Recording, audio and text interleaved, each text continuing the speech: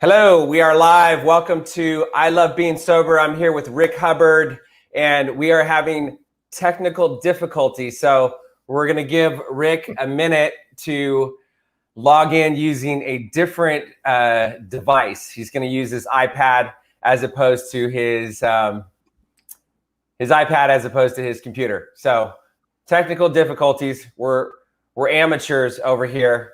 Regardless, we both love being sober. And life is good. And if this is the biggest problem that I have today, it's a good day. It's not that big of a deal. Right, Rick? I don't know if you guys can hear Rick. I can't hear Rick. So if Rick and I are trying to have a conversation, I need to be able to hear him. So that's why we're going to make an attempt to move from one device to the other. Rick, are you in process? Okay, let's give Rick a minute. Okay, he's on his way. He's moving. If you're on Facebook, if you're on YouTube, if you're watching us live, if you love being sober, give us a like, give us a love, give us a comment. My goal, my dream with this podcast is to share some information, share some content, help a few people get to a place where they love being sober as well. So give us a minute here. Rick's just logging in using a different device. If you like being sober, if you love being sober, give us a like, give us a love. If you love Rick Hubbard, if you know Rick Hubbard, if you're in Arizona, if you're not in Arizona, give us a like, give us a love, give us a comment. If you have any questions for Rick, then feel free to type those questions in the comment section below, because we can see those questions live, and we'll be sure to get to them. The topic of conversation today is going to be addiction treatment versus personal recovery. Is there a difference?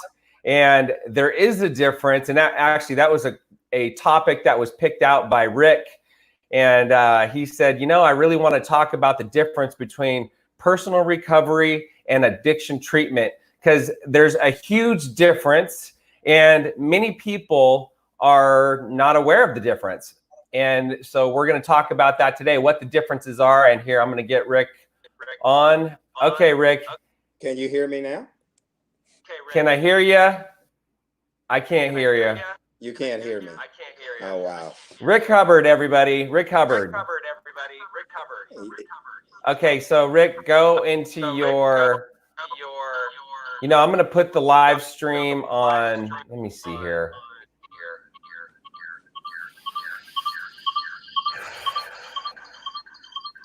Okay.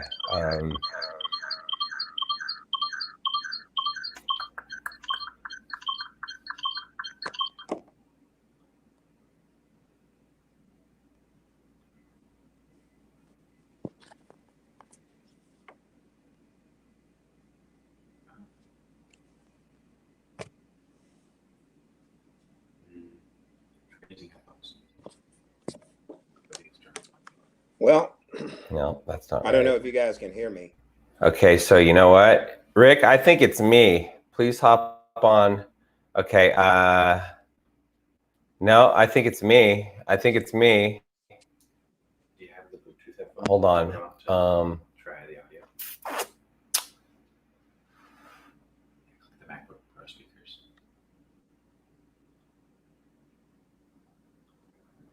And is the audio up?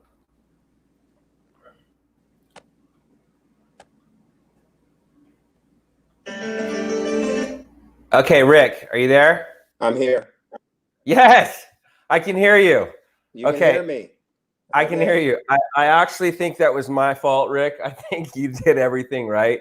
I think I did everything wrong. Well, again, that's a miracle in and of itself. It's a miracle. You know what? It's a miracle. We're here today. We're clean. We're sober. And again, big problems. If that's the biggest problem I have today, is I can't get my audio on my computer to work the first time, I'm okay. I'm good with that.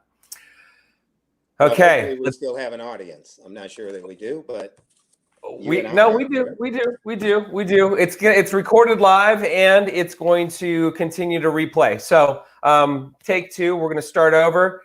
Welcome to I Love Being Sober. My name's Tim Westbrook. I am your host, and I love being sober. I love my life today. I love being sober. And my goal with this show is to share some content, share some information with some people, and help some other people get to a place where they love being sober as well.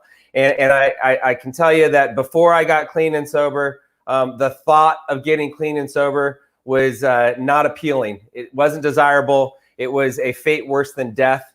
And today I'm just amazed and blown away at my life and how amazing my life is. And there's lots of other people out there that are in the same boat as myself. I used to go to 12-step meetings and listen to people say that they're a grateful recovering alcoholic.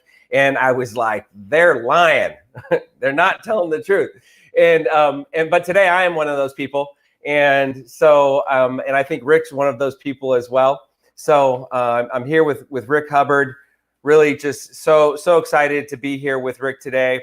And so Rick Hubbard is with 𝐒𝐔𝐁𝐒𝐿 Recovery. And after many years in the commercial banking industry, Rick began his career in behavioral health care in 2002 at a Texas-based addiction treatment facility. He worked in various aspects of addiction treatment administration, including admissions, utilization review, marketing, and business development. Rick joined a Florida-based addiction treatment facility in 2005 before rejoining the Texas facility in 2006 as Director of Business Development.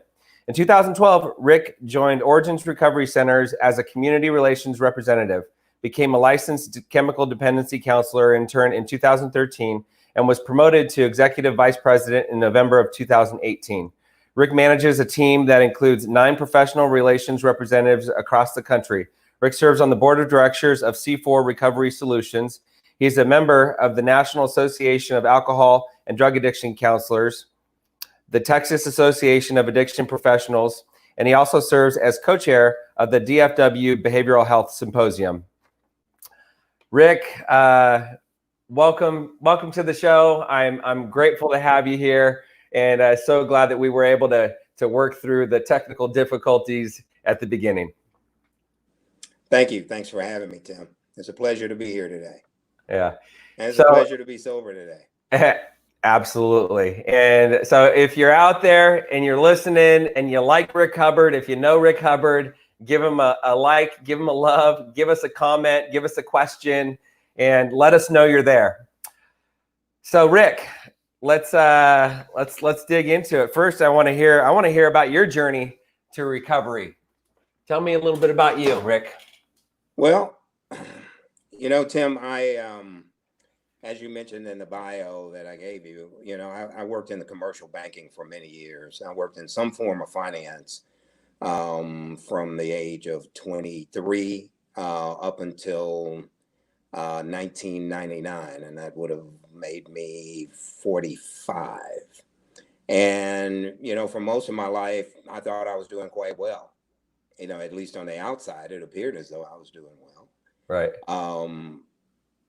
But I was living a dual life. There was a duality aspect to my life. You know, I was a banker. I'd done real well at that. You know, I was married with a kid, and you know, kid in private school, a house on a golf course, country club membership, and things seemed to be going really, really well on the outside. On the inside, I knew that there was some things that were not quite right with me in terms of some of the decisions that I was making, some of the choices that I was making in terms of how I was living and what I was doing to exist emotionally and psychologically, because I had some real conflict going on inside. And much of that was spiritual in nature. I didn't really realize it at the time, but in hindsight, with some clarity, I can see that many of my struggles were spiritual in nature. You know, my life began a very slow, almost imperceptible descent around, you know, the early to mid 90s. Just as the material aspect of my life began to peak, the emotional and spiritual aspect of my life began to decline. And as I said, it was a very slow, almost imperceptible decline. And this went on until, I'm going to say from 91 until 97. And somewhere around the summer of 1997, that slow descent turned into a pretty rapid decline, and it ended up with me losing everything that I held dear. I lost my business. By that time, I was working for myself. I had started a financial services business whereby I was financing homes and financing new construction. I had a couple of offices, 25, 30 people working for me. I was buying loans and selling loans and doing a lot of, pretty impressive stuff. So I thought, right. And, but, there's a lot of partying in that business that I was in. And, so that aspect of my life started to take over. And I found myself in 1999 kind of on my knees, homeless, hopeless, helpless. In 2000, with the help of my mother, who by this time I had moved in with because, as I mentioned earlier, I lost everything, including my family. And, so here I am living with my mother at 45 years old. And, the guy that she counted on and depended on to take care of her in her later years was all of a sudden hopeless, and she was having to take care of me. And one day she said to me, listen, you can't live here like this. I'm not gonna watch you die like this. You're gonna get well, and you're gonna leave my home, and we're gonna find somewhere for you to go. And you're going to do that within the next couple of days. So she found this treatment center for me out in West Texas. Now, was there addiction or alcoholism in your family? Was your mom? There was. Yeah, there was. And I didn't understand the significance of that. But yeah, my parents drank. My mother was a medical professional. She was a nurse's aide, but my mother did the work of a nurse in a small private practice. And during the 60s and 70s, the pharmaceutical industry was kind of wide open. And my mother brought home a lot of samples of a lot of different things. And she brought home a physician's desk reference, which a PDR, which is I call an instruction manual. And so, I knew where the key was to her locked medicine cabinet that had cases of medications. I'm talking about some of the most preferred medications. Okay. So as a teenager, I was dabbling around. Yeah. And so. Okay, so she knew a little bit about addiction and alcoholism, and that's kind of how she was able to step in and say, "Okay, son, we're gonna." She knew about addiction. She didn't know anything about treatment and recovery. Okay. Her life. And so my parents both drank, and they were very social people, and our house was always the house that people came to for food and drink. My dad was a great barbecue man, and he was known for that. He taught his boys to be barbecue men. I am a barbecue man today because of that. But with that, there was a lot of socializing, a lot of partying. Yeah. And, so, it never, for my parents, it never affected them the way it affected their sons, because there was another brother. I had another brother who ended up dying in 2005 from a lot of underlying issues associated with chronic substance use. Pancreatitis, esophageal cancer, a lot of other things. So it was a condition that ran through my family, but it was a pretty high functioning family. Yeah, okay, so you're 45 years old. Mom sits down with you and says, "Son, you got to get out of here. Like you got to get out." Okay, so let's. Yeah, I mean, she was kind about it, and and her words were really about not being willing to see me the way she was seeing me, because I was a guy that everybody came to for whatever. I was kind of the guy. After my dad had died in '89, I kind of, even though I was the youngest of 5, I was kind of the guy that she looked to for stability and support, and so did some of my other brothers. And so she just said, "Hey, listen, I'm not gonna be a part of this. You have to go somewhere." So she found a place for me to go. Okay. And I went to get her off my back. Okay, and that was treatment. That was treatment in May of 2000. Okay. Okay. And then what? And I came back, and within 60 days, I was good. And so I went to work. I went to work with my brother, who had also worked in the same business I was in. He was also a home builder, had built homes for many years, like since the 70s, and had been in the financial services business since the 70s. So it was kind of a thing that my family was, my siblings were well aware of that business. And so I went back to work with him. And as I mentioned earlier, there's a lot of pressure in that business, and there's a lot of partying in that business. And it didn't take long. Within 60 days or so, I was off to the races. And that went on for another year. And almost a year to the day, I was back at that facility begging for help. And I've been sober since. That was on May 10th of 2001. And I'm grateful that I was given another chance. Amen to that. And what do you think? What was the so your story includes both treatment and recovery, which is going to be the topic of today's conversation. We'll get to that. But what happened in like the first time versus the second time, and what took place? How were you able to get to a place where you liked who you were, you enjoyed being clean and sober, you enjoyed living a different life? How did you get there? Well, I was convinced that after that first episode, I heard some things in treatment that I was not quite convinced of. I like, that the 12 steps would work for me. I was convinced they wouldn't. I had some really sophisticated problems. I owed the IRS $250,000 when I went to treatment, and I had a lot of other very serious and sophisticated issues that needed to be dealt with. And there was no way that this simple process that people were talking about was going to work for me, with all these sophisticated problems. So I didn't buy into it. I immediately began to try to make things happen and fix things on my own and create aspects of this old life that I had through my own power. And I failed. The second time, I was convinced that my way was not going to work.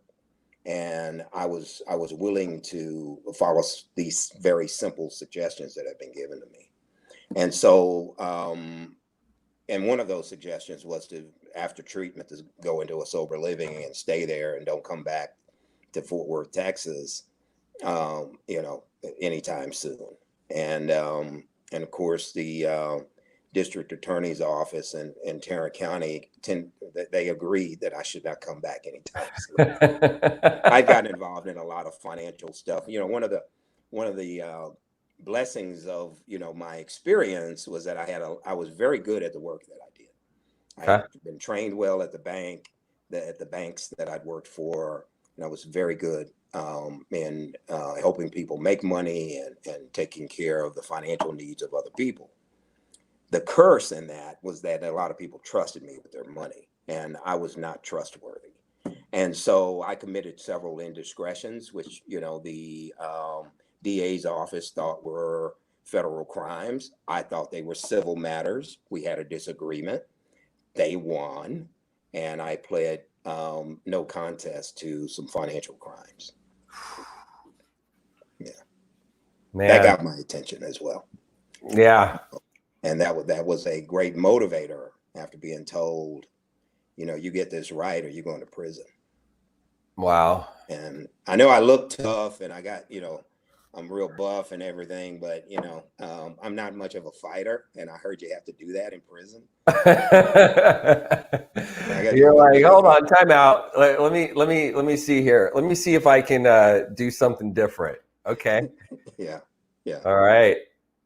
And isn't that interesting to look back at the person you were then, and the lying and the cheating and the stealing and the manipulation, and how we could justify that behavior was okay, acceptable, we could ration. And then today you look back and it's like, there's no way that I would do some of the things that I did before. And I think what I'm hearing from you is the same thing. It's like, you look back at that behavior, you're like, oh my gosh. Yeah, that behavior was part of a package of behaviors that are all attributable to what we now know as substance use disorder. You know, I struggled spiritually because, you know, I knew that the things that I was doing were wrong. But I just couldn't not do those things, you know, and this duplicitous life that I was living was not consistent with the spiritual principles upon which I was raised. And, you know, I was raised in church. I was active in my church as an adult. I was a deacon in my church, and wow. I looked to as a leader. And, you know, the spiritual conflict that's associated with presenting as one thing but living as another was so intense that the pain that it created for me could only be alleviated with medication. And so drugs and alcohol became the means by which I treated my condition. And so now so what led you to working in behavioral health? So a year and 3 weeks after treatment the second time, I was living in a sober living out in Abilene, Texas. And the CEO of that treatment center gave me a call. And, you know, he knew my journey from before I got there. Yeah. I got to know him. And then he knew my journey after I left treatment. And, you know, I had jobs, you know, I worked on a construction crew, digging holes. Right after treatment, that was one of my first sober jobs, and literally with a shovel digging holes.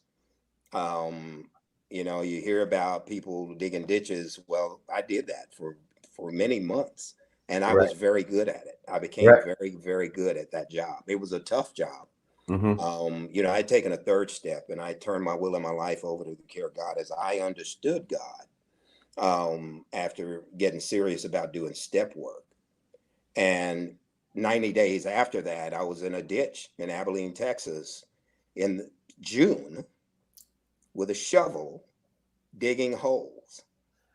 And, you know, I can remember that first day, you know, just being so angry at God and praying, you know, to get out of that ditch. God, get me out of this ditch. I turned my life over to you, and look at what you did. You sent me straight to hell.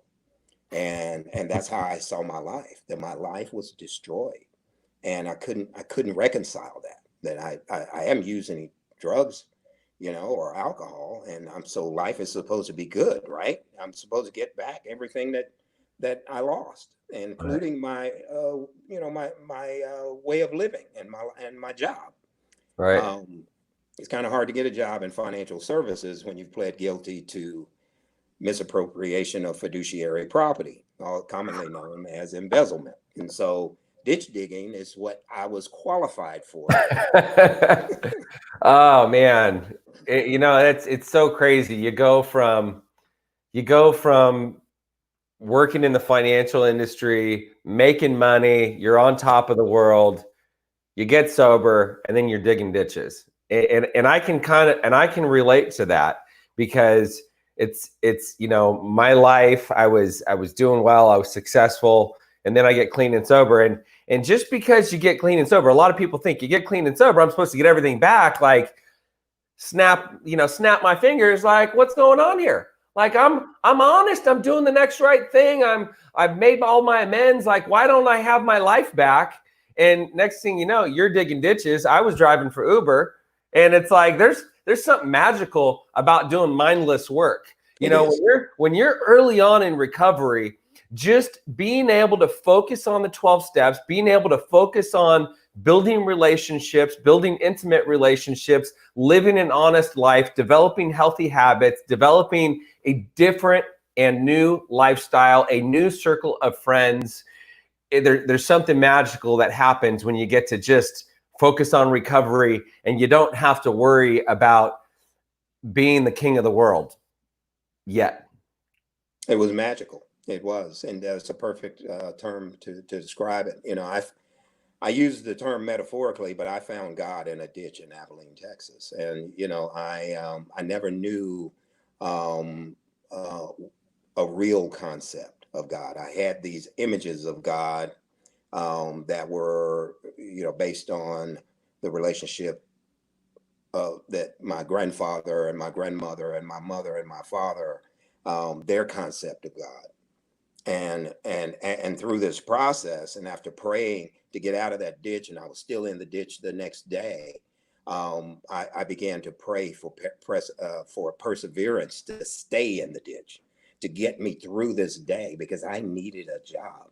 I mean, I was making $5.15 an hour, and that was not enough to pay the interest on my debt to the IRS. And so, you know, that was another issue that was looming. And you know, my sponsor had said, hey, listen, you know, you take one thing at a time, one day at a time, and this thing is going to work out. And I believed him, and I found the courage to come back and continue to do that job, which kept me in the sober living.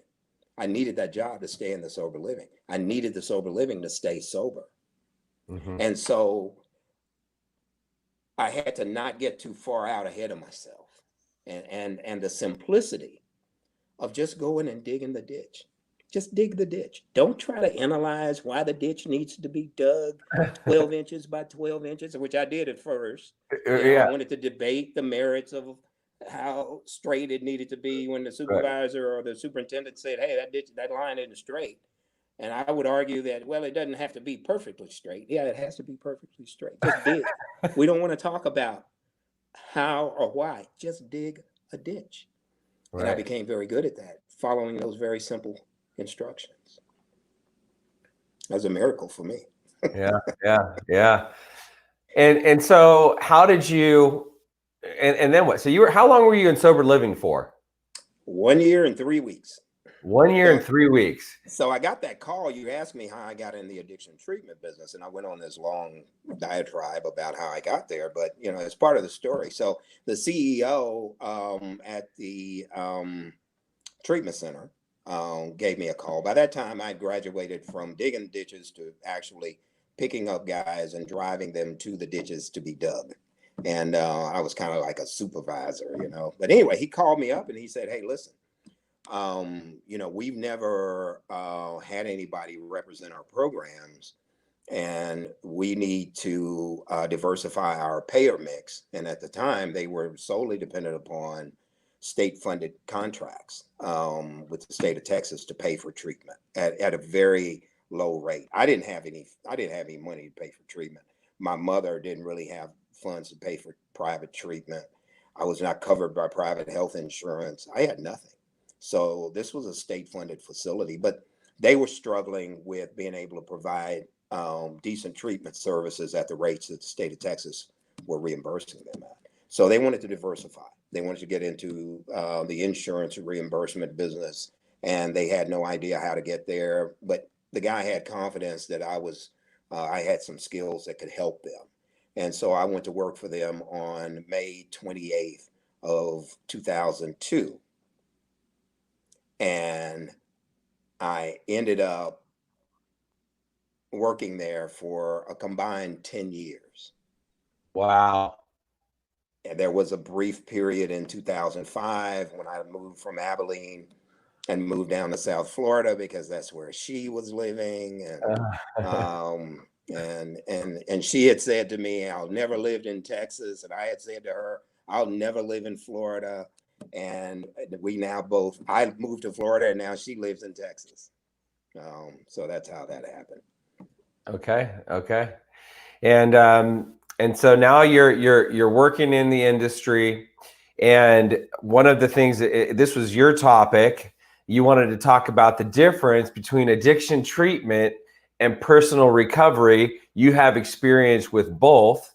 They're not the same. Many people think they're the same. I've heard people that work in addiction treatment and they say, well, I'm working a solid program of recovery. I talk to newcomers all day long.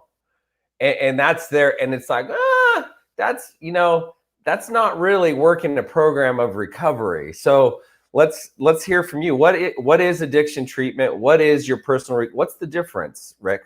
So early on, and when I went to work for that program, I really didn't know the difference. All I knew was my own personal journey. And I had been taught quite well. I had great sponsorship, and I'd been taught well how to, share experience, strength, and hope.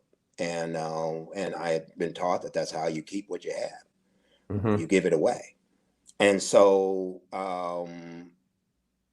that's what I did when I went to work for the addiction treatment program.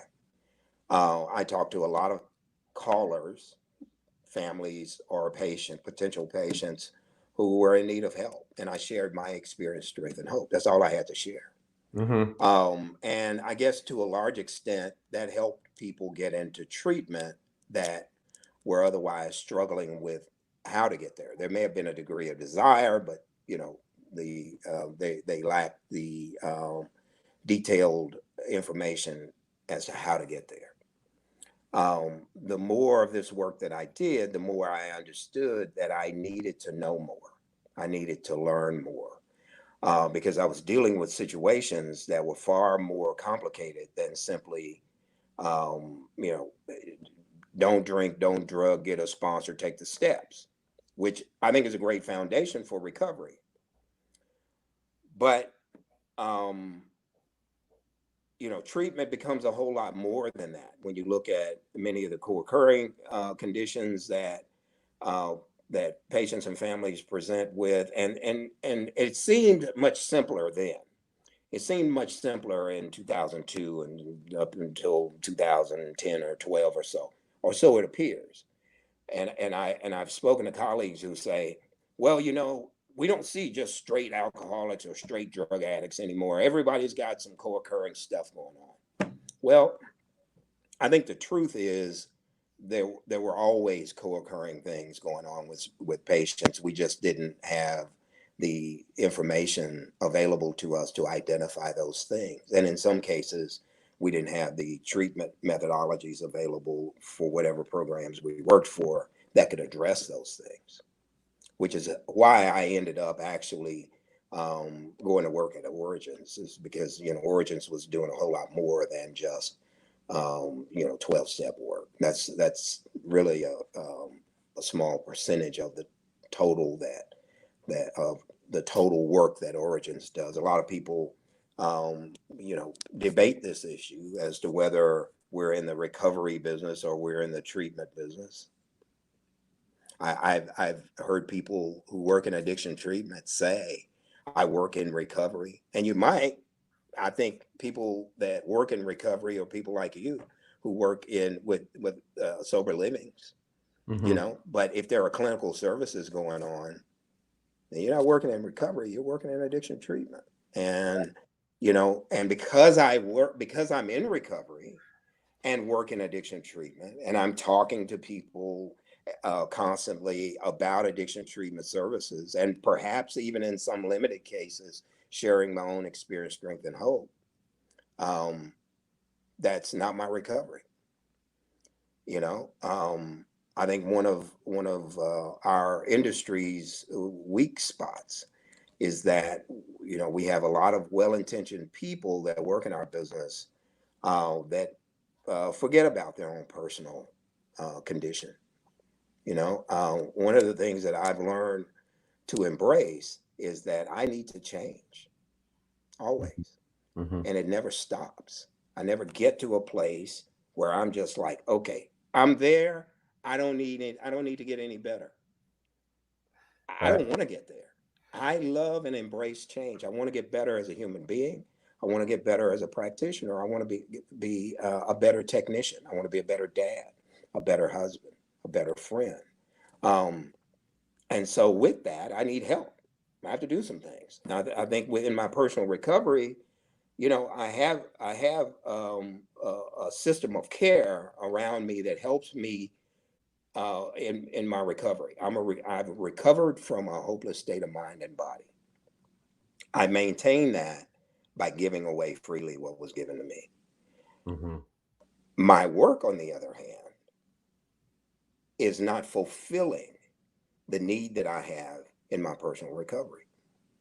It does not. I can live under the illusion that it does, but it does not. And if I'm not trying to, you know, work on these things that keep popping up, you know, it's been 19 years, 2 months, and a couple of days since I've had a drink or a drug, but I've got a whole lot of other stuff going on, you know, and it keeps going on, you know, and and so I got to work on those things. The work that I do every day in my job is not going to take care of that. Right. Well, and I would say I always say, you know, it's kind of like you get clean and sober. That's just like going to the gym and getting in shape. You can't just say, okay, I'm in shape, I'm good. Cause you got to keep on going to the gym. I mean, it's hard to get in shape. If you're not in shape, it's hard to get in shape. But once you're in shape, there's maintenance. I mean, you still got to go to the gym. You got to work out. You got to eat healthy. You got to exercise. And I mean, it's almost like with the program of recovery, it's like you go to a treatment center, you get clean and sober, you do a bunch of work, and then you need to start working on your spiritual condition and going to meetings, being of service commitments, giving back what was freely given to you, sponsoring guys. There's so much you can do to stay connected and to continue working to become a better person, a better human being, a better dad, a better father, a better friend. Absolutely. And, you know, the notion that the work that I do every day is going to get me there is a fantasy. I tried it. It didn't work. Fortunately, I didn't get loaded as a result. Right. But what I did was alienate myself from some people who love me and care about me, that couldn't understand, you know, why I was so hard to love and get along with. You know, I was miserable for a while there. You know, and I married a woman that's, you know, 14 and a half years younger than I am. And, you know, and, you know, her journey is different than my journey. And I think I know better how she ought to behave than she does. And, you know, and she says, I didn't marry, you're not my dad, and stop trying to be my dad. And I'm thinking, well, I may not be your dad, but I know what's best for you. And, yeah, how'd that work out? That doesn't work out. That doesn't work out. But you know, I am constantly working on these things because it's not easy. I'm an old guy, Tim. I'm 65. I turned 65 in March. You're a young 65. You know, 65 is the new 50. And now 65 is the new 65, bro. Now, listen, I get it. And you know what? I do try to eat well and take care of myself, not just for me, but because I married a woman 14 and a half years younger than I am. Yeah. She doesn't want to have to take care of an invalid, even though, you know, she may have to one day. I want to prolong that as long as possible.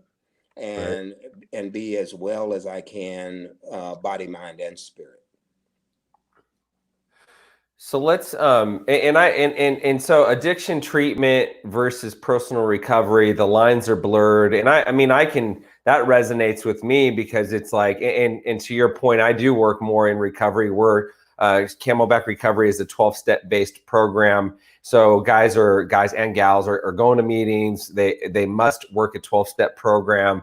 And I would say that for me, working in this business it does hold me accountable to continuing to working a program of recovery. And I do share my experience, strength, and hope. And lots of other people that work in addiction treatment also share their experience, strength, and hope, which can feel like the service work, and that is carrying the message. So the lines are blurred. It's really easy for a person that works in addiction treatment to think that that's the same thing as working in recovery. Yeah. And working a personal program of recovery. Yeah. And so one of the things that I had to do for myself personally, for my own personal recovery, and so that I could be a better technician and a better resource for those who rely on me for information, is that I had to separate those two.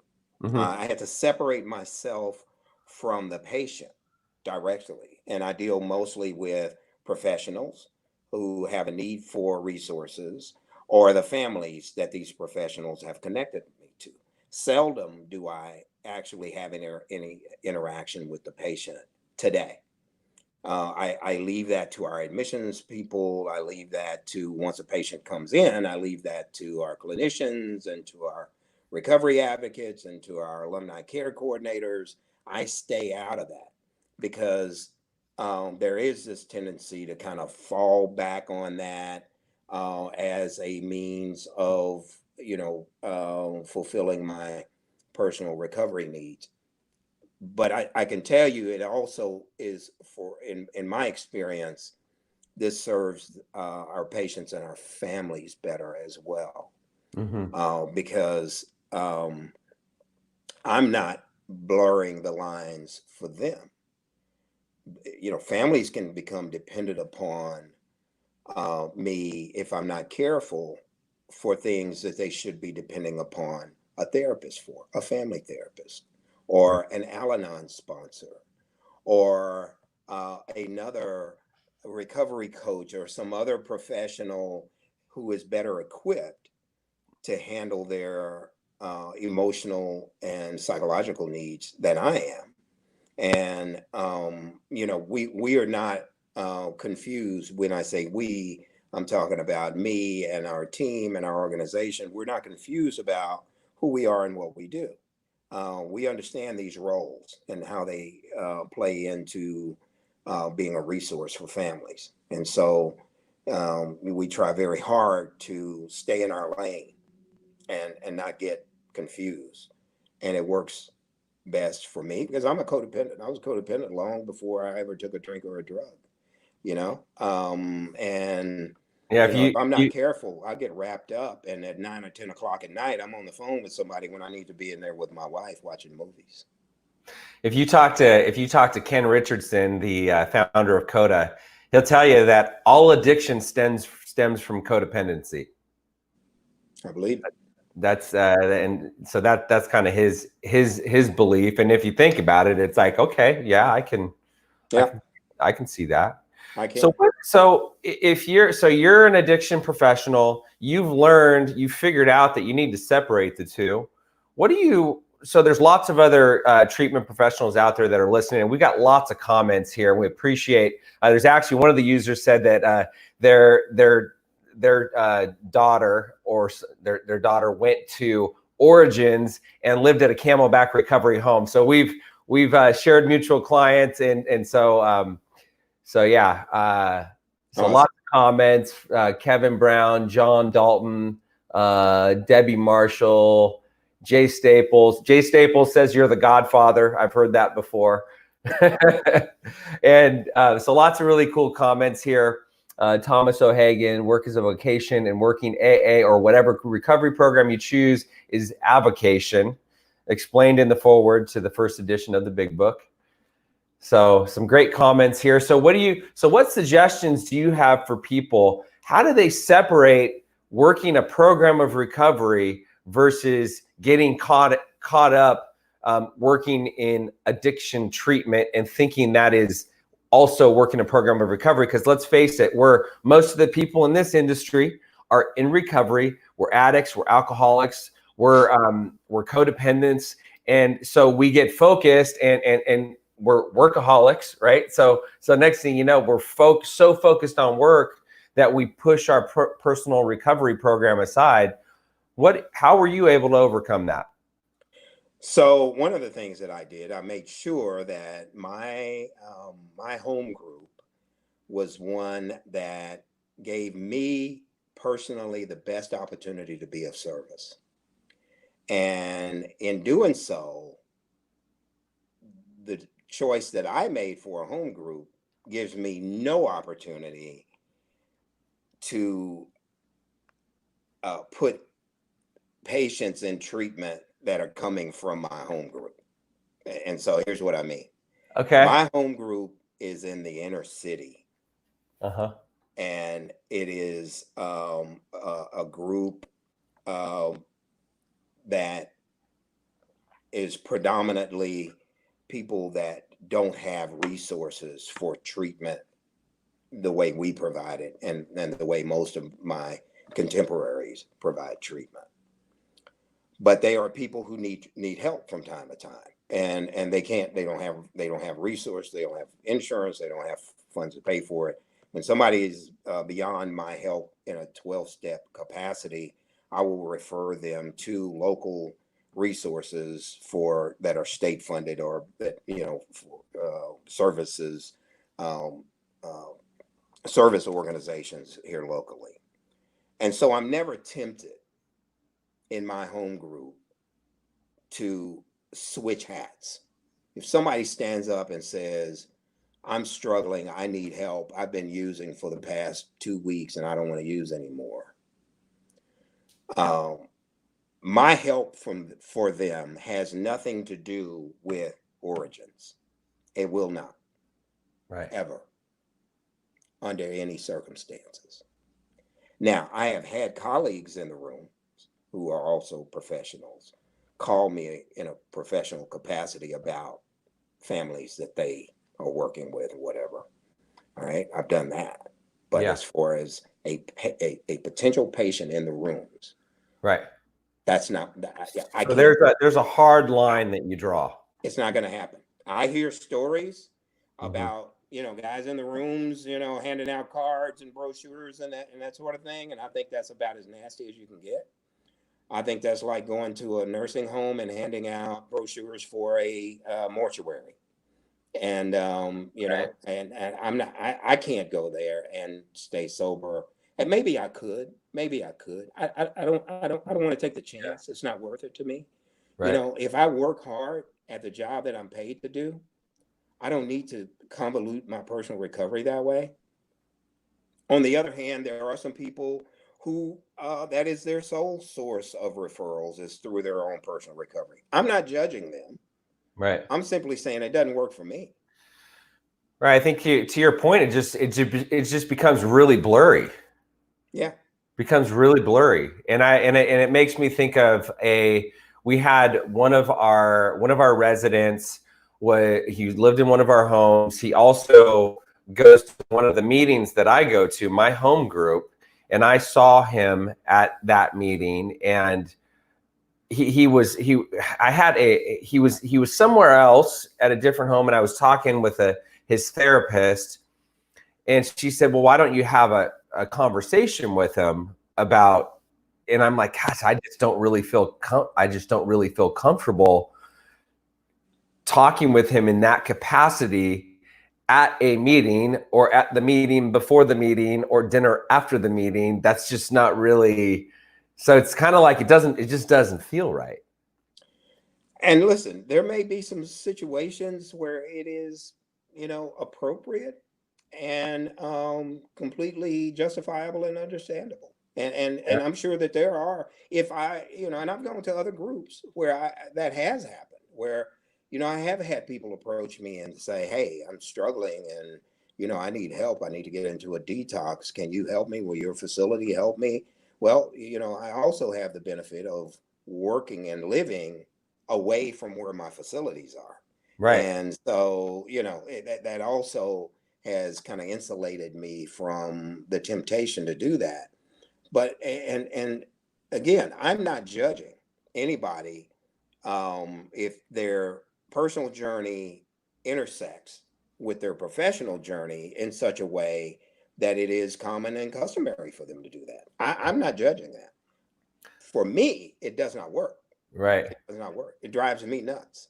Yeah. And I have to be able to separate those two in a way that makes the lines very clean. There's a very clean separation, or I can't function well in any other environment. Yeah. Well, I think you bring up a good point, is that you don't live by your treatment center. Your home group is in the inner city. And if you have addiction treatment professionals that go to a meeting that is maybe there are people that are appropriate for their treatment center. And if someone is sees somebody in the rooms, knows somebody from a friend that's also in the rooms, then if it's an appropriate fit for their program, it's like, I can see how that can be, I guess, justified, or not even justified, like not unethical. I mean, or appropriate. Absolutely. Right. It could be perfectly appropriate. Yeah, absolutely. Okay, so now let's switch gears. What effects has the COVID-19 pandemic had on addiction treatment? So, our facilities are in places where most of our patients don't come from. We have facilities on South Padre Island, Texas. South Padre Island, Texas is down south of, it's almost Mexico. In fact, we call it Texaco. And, it is way, way south. Right. And, and also in Palm Beach, Florida, we have facilities. So our Texas facilities had a bigger challenge than the Florida facilities because of the travel limitations and travel restrictions. But one thing that I saw early on during COVID-19 is that our inquiry level went way high because of, the anxiety level and the fear level that many people were experiencing, being, sheltered at home, and families being locked up with somebody that was previously hiding a problem that is no longer that easy to hide when you're in the Right. house and can't go anywhere. And so we saw a lot of problematic behavior being exposed to loved ones in a way that it hadn't before. And not just younger patients at home with their parents. We did see a lot of that. But we also saw a lot of, more mature individuals who, because of isolation, struggled as well. We operate a facility in West Palm Beach, Florida, that is best known for its work with older adults, and that that age there is no topside limit on that age. It can be people from 60 to 90. And we frequently have patients over 80 years old in that unit. Well, that population always is already struggling with a lot of emotional and psychological issues associated with aging and the organic complexities of aging. When you compound that with chronic substance use, you have a combination of issues that can really become complex in nature. And so we started seeing an uptick in problematic drinking among populations that were already moderate to heavy, but not at that stage where it became, unmanageable. And so COVID-19 tended to kind of push those people over the edge.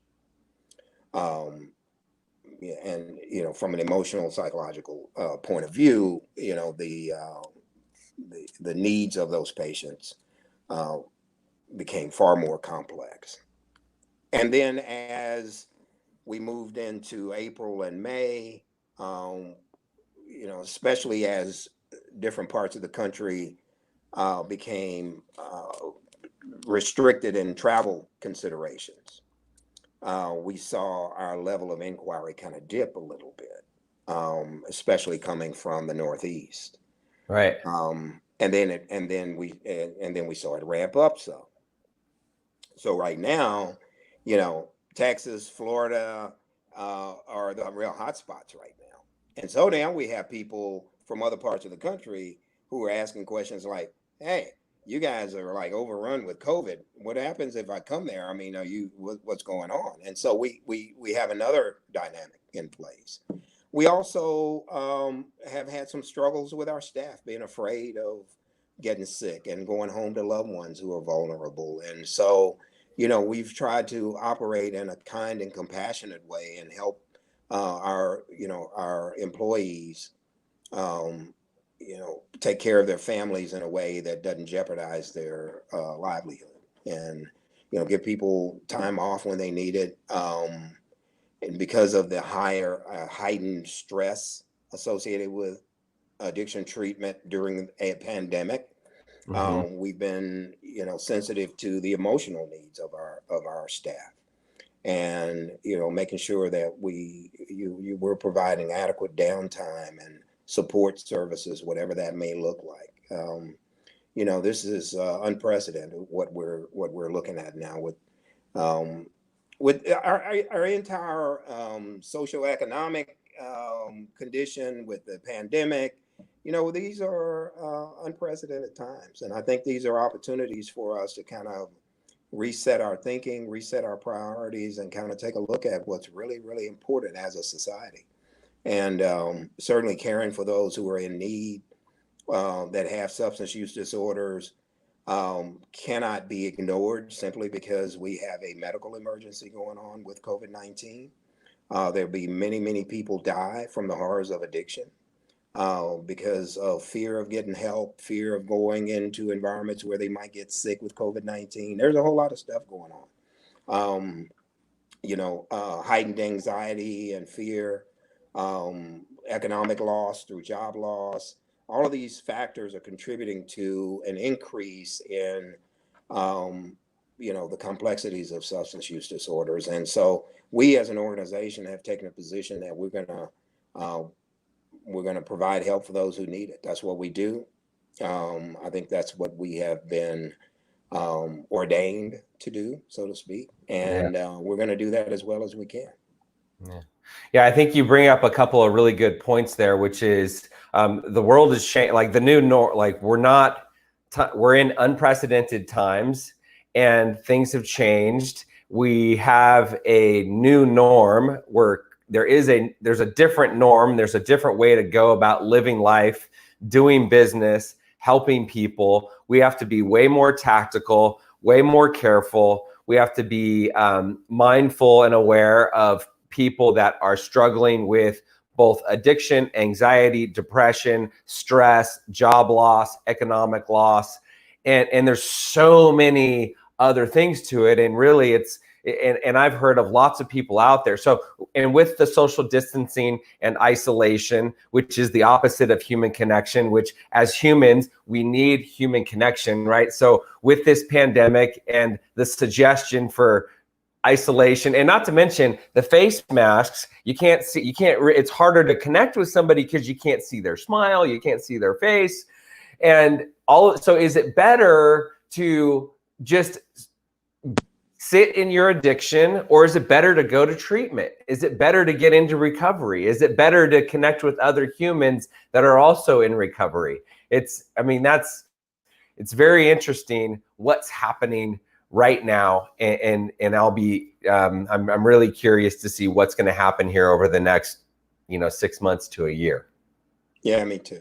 I think this is a defining moment for us in our industry and our in the history of this nation. And my only regret is that I'm probably getting too old to really see the effects of this down the line. But I wish I had another 20 or 30 years that I could see how this thing affects society, in 2050, Right. I'm curious because I think we have an opportunity to really have a huge impact on the course of addiction treatment. and what that looks like over the next few years, and how that's going to impact our nation in the years to come. And how is this pandemic affecting your personal recovery? And do you have any suggestions for other folks out there and how they can take care? Like, how do you take care of Rick? And how can other people take care of themselves and their own personal recovery during these times? That's a good question. And I appreciate you asking that question.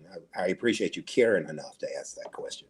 You know, my mother-in-law, my wife's mother, passed away in February. She was in the Caribbean visiting family, and she died there. And it took my in-laws a couple of weeks to get her body from the Caribbean back to the UK. And so we were scheduled to go visit her. Go to her funeral March 16th. And as COVID-19 ramped up and the uncertainty of travel, you know, because there was a travel ban from the UK as well as Europe, and I didn't know what that was going to look like.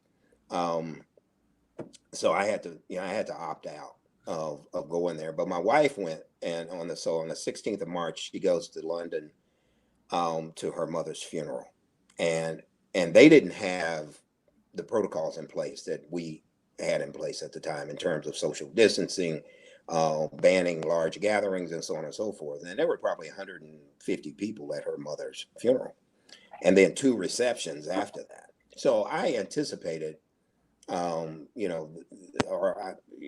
was prepared for the possibility that she would get sick. So she got back on the 20th of March. On the 24th, she had symptoms. And we had planned to totally separate once she got back and assumed that she had COVID-19. And so I picked her up from the airport. I had masks. She had masks. She took all her things in the garage and put them directly into the laundry. And she goes upstairs, and she lived upstairs for 2.5 weeks. And then another 2 weeks with extreme social distancing from me. So for over a month, in the midst of the quarantine environment that we were in, no physical meetings, no 12-step meetings, no conferencing and travel. I mean, I fly 120,000 miles a year, and I'm at just about every major addictions conference that is worth attending. And, and I'm around people, and I mean, that's just kind of in my DNA. And all of a sudden that shuts down, and I'm by myself. And I'm not even with my wife really for over a month in the same house. Wow. And it was only through those extreme measures that I didn't get sick, because she was positive. She later tested positive for COVID-19 antibodies. She couldn't get a test while she was sick, but we knew she had COVID-19. And so I became hyper vigilant on everything that I was doing. I wearing a mask and not going anywhere, only for groceries and so on and so forth. I've done some online meetings, some Zoom 12-step meetings, and it's just not the same. It's not the same. Not the same. It's better than nothing, but it's not the same. And what this thing has forced me to do is to go inward and to become far more introspective. And you mentioned something earlier about working out, and you were using it as a metaphor, but it became my reality, because I had done a pretty good job of getting physically fit, and all of a sudden, I'm hoarding food and toilet paper and paper towels, and and then I start gaining weight because I can't go to the gym, and part of that was emotional eating. I know what it was, and so I had to really go deep and start working on my own internal condition and developing a deeper relationship with a power greater than me, and it gave me the opportunity to really see where the source of some of my fears, and much of that has to do with aging, at a time when in our history, when things are changing as well for people that look like me, and all of that stuff that's going on, So I developed a network of people, or redeveloped a network of people that share their experience, strength, and hope regarding a variety of topics, including 12-step recovery and other issues that are contemporary in nature, the issues that are driving our debates and our emotions today. And it has been a very fulfilling time for me. It has been a period in my life that has been more meaningful than any other than I can recall, except for those early years in recovery. And so, you know, on the one hand, I'm sad for those who have been negatively impacted by this thing. But I am grateful that I'm alive for this. I'm grateful that this change that's taking place, that's been forced upon us by COVID-19, that I've been able to adapt and find new ways to connect through Zoom and that sort of thing, you know, and this, whatever this thing is we're doing here with Google Meet or whatever, you know, it has been quite fulfilling. I'm hopefully going to have a Zoom meeting with a dear friend who's celebrating a birthday today. I'm going to have a meeting with her as well. And so I am faring well. And I pray for those who aren't, because there are a lot of people that are hurting and suffering, and families that are hurting and suffering. But God has looked upon my life, Tim, with great favor, and I'm grateful for that. Awesome, awesome, awesome. Well, Rick, I appreciate you so much. I really, really, really enjoyed spending time with you today. And I learned a lot. And I think there are some people out there. We got lots of comments. If anybody out there, if you heard something you liked, give us a like, give us a love, give us an emoji, give us a comment, share this with somebody, another treatment professional that you think might benefit from hearing this message, another person that's in recovery that might benefit or see some value in hearing this message. And Rick, before we go, why don't you tell people, I guess, a little bit about Origins and or how they can reach you, or whatever you want to share. Sure. So Origins Behavioral Healthcare is a family of programs that are age and gender specific, meaning that we have programs, you know, for women, we have programs for older adults, we have programs for men. We understand the needs of different demographics as it relates to group therapy, and we try not to have, you know, a 60-year-old in a group therapy with a 30-year-old. You know, we understand that there's very little that they can share with each other that can be useful, but in some cases, you know, we have exceptions.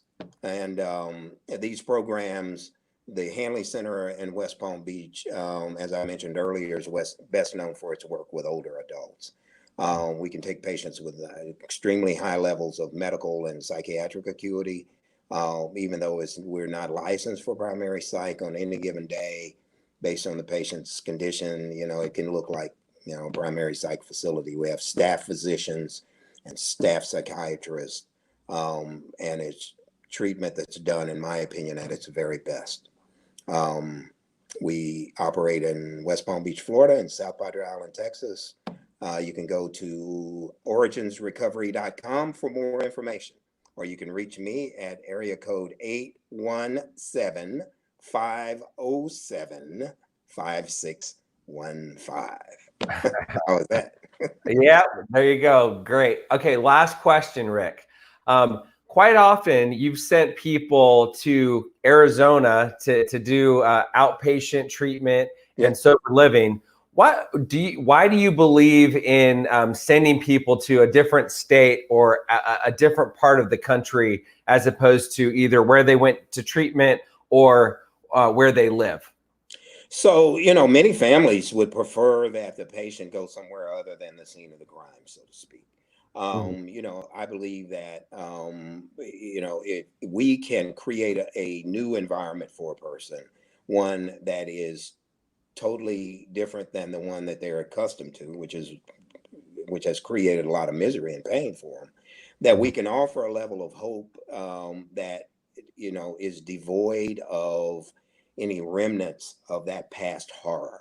You know, I look at my own journey, which is really the most accurate reflection of, you know, my thoughts on this. You know, every time I thought about going home, I got sick in my stomach, you know, because of the damage that I did and the dirt that I did and the things that reminded me of the kind of person that I was. Moving away and going to Abilene gave me a chance at a new life. It's as though God is like taking a house and tearing it down to its foundation and rebuilding it with no remnants of the past influencing what we do in the future, except that we remember what got us there so as not to go back.